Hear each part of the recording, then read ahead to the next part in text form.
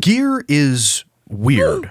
Out of every single style of accessory on Roblox, gear is simultaneously the most unique and most forgotten one. Some gear are so old that they don't even display correctly on your avatar. Nearly everything about this accessory type is completely broken, and that really kinda sucks. Now, if you're already confused, I totally understand. Gear hasn't been relevant for a very, very long time, even longer than I've been on Roblox. But if gear is so irrelevant in 2025, why am I talking about it at all?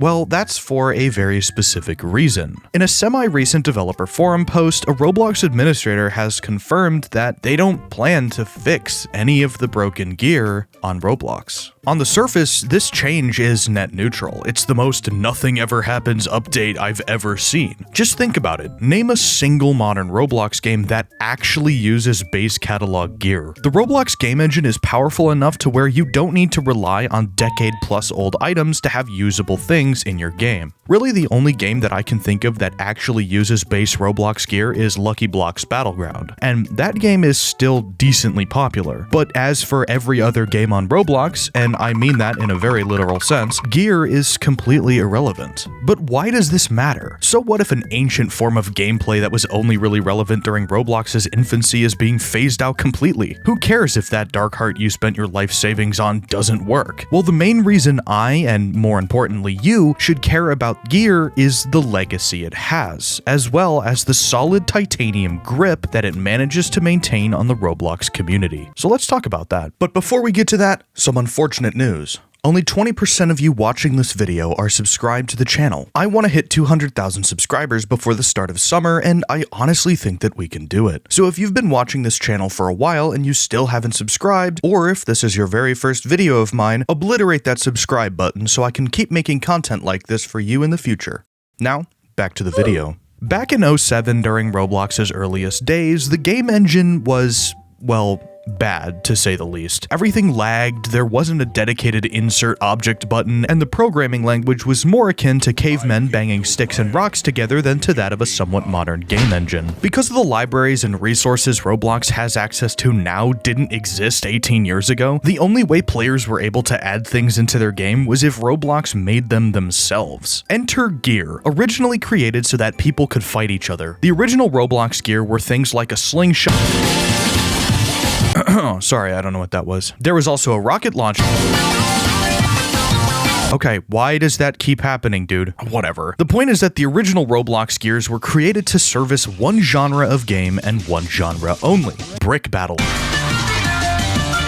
Oh, for crying out loud! Brick battling was the definitive Roblox genre back in its earliest days. Think of modern-day anime battlegrounds games and just remove everything. When the catalog was first implemented into the Roblox website, it inherently created one major problem. Every time a new gear would be released, anyone who bought it immediately gained an unfair advantage in whatever game they were playing. That is, as long as the game they were playing allowed purchased gear to exist in the game. Needless to say, brick battling has not exactly maintained its status as a popular genre of Roblox game, and the aforementioned Lucky Block Battleground remains as the sole brick battling game on Roblox that gets over 100 players. As time progressed and Roblox began to morph into whatever you can call it today, the engine itself has gotten much better. Plugins, custom tools, community-driven programs that help connect other pieces of software like Blender to Roblox Studio directly, all these additions have caused the need for gear to exist on Roblox to just fade away. These days, gear just kind of exists as another accessory your character can have. But for technically being an accessory that you can equip, gear doesn't even handle this as well as something like layered clothing does. Some UGC creators have figured out that you can basically categorize items as layered clothing to give the illusion of your character holding something. In games that actually allow layered clothing, and if your character is using the R15 rig type, you can appear in-game to be wielding a cool sword, even though that sword is actually just layered clothing in disguise. This is how you've seen me carry around a Creator Awards ticket. It's technically classified as a shirt. So if layered clothing achieves the same effect as classic gear, and 99.9% of modern Roblox games can't even use classic gear, why can you still even buy it? And why does it have so much power over the Roblox community to this day? Well, that's where this video gets a bit complicated. Almost 4 entire years ago, I I made a video about the Periastron series of swords on Roblox. The Periastrons are, at least to my knowledge, the only series of gear that has been updated somewhat recently, and these swords have a really cool effect. Each one has a different pose that your character makes when you hold it, which can immediately make your profile look a lot more interesting. But I'm not kidding when I say that this is literally the only purpose of gear these days, and even then, the Periastrons are really the only ones that change the way your character poses on your profile. I mean, I still want one, but like, that's all they do. I'm pretty sure the only reason Roblox keeps around gear is for the fact that people who actually own really rare gear like the Illumina, Darkheart, or Ghostwalker would get really mad if they just suddenly disappeared. Also, I bet if the Banhammer got nuked, Shedletsky would go full scorched earth on the site itself until they brought it back. This transitions me nicely into the next part of this video, and what I consider to be the other half of the gear debate. Because gear has been around for so long, and many different pieces of gear have become akin to legendary artifacts and notable community figures, it's managed to worm its way into the Roblox community in multiple different ways. Gear is referenced constantly in modern-day Roblox games. No matter what genre, no matter what concept, gear always manages to make itself a major part of that game's world building. Okay, fine. Hey, remember fighting? Who am I kidding? Of course you do. I reference it in like every video. Fighting just so happens to be the absolute best example of referencing gear in modern Roblox games, as literally every single character, playable or not, is a direct personification of some Roblox gear or accessory. Sword is obviously the Link sword. Banhammer is obviously a direct personification of the Banhammer gear, and Subspace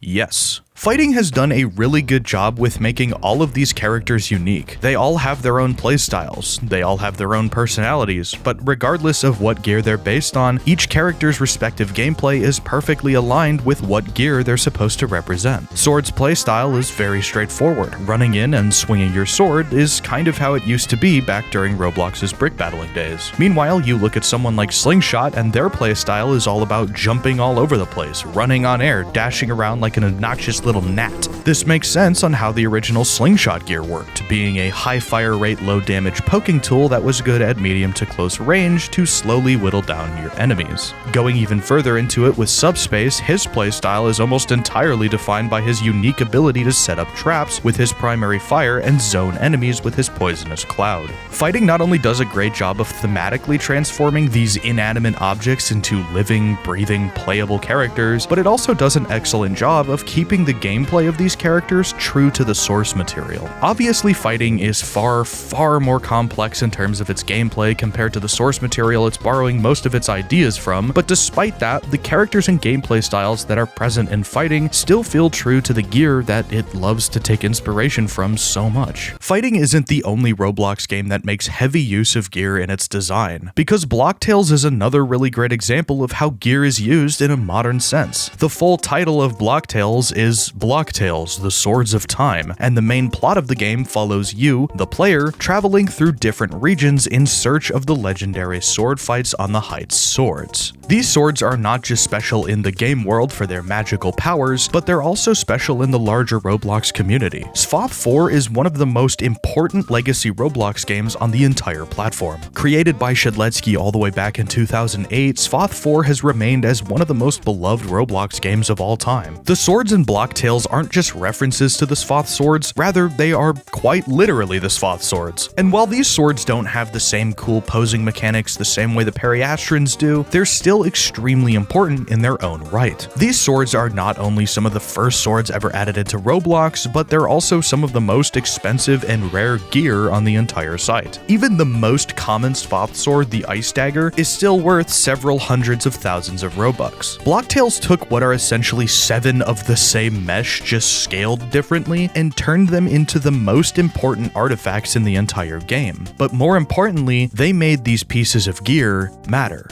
Because I have a bit of a twist for you in this video.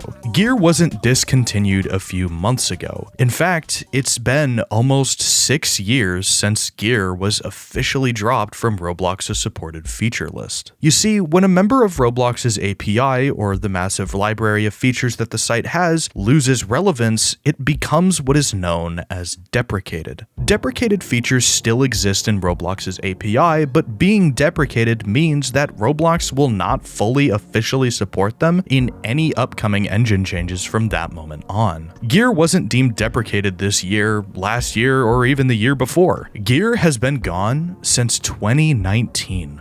Only now are people talking about it because someone else brought it up recently when they ran into an issue with their avatar not displaying Gear correctly. It's kind of sad, if you ask me. At least Roblox hasn't completely ditched Gear, however. You can still spend Robux on Gear if you want to, just know that you basically won't be able to do anything with it, and there's like an 80% chance that even if you could find a game that supports legacy Gear, that Gear would be far beyond broken. But what I'm still glad about is the fact that more and more modern Roblox games are using classic Gear as inspiration for their design, because Gear is cool.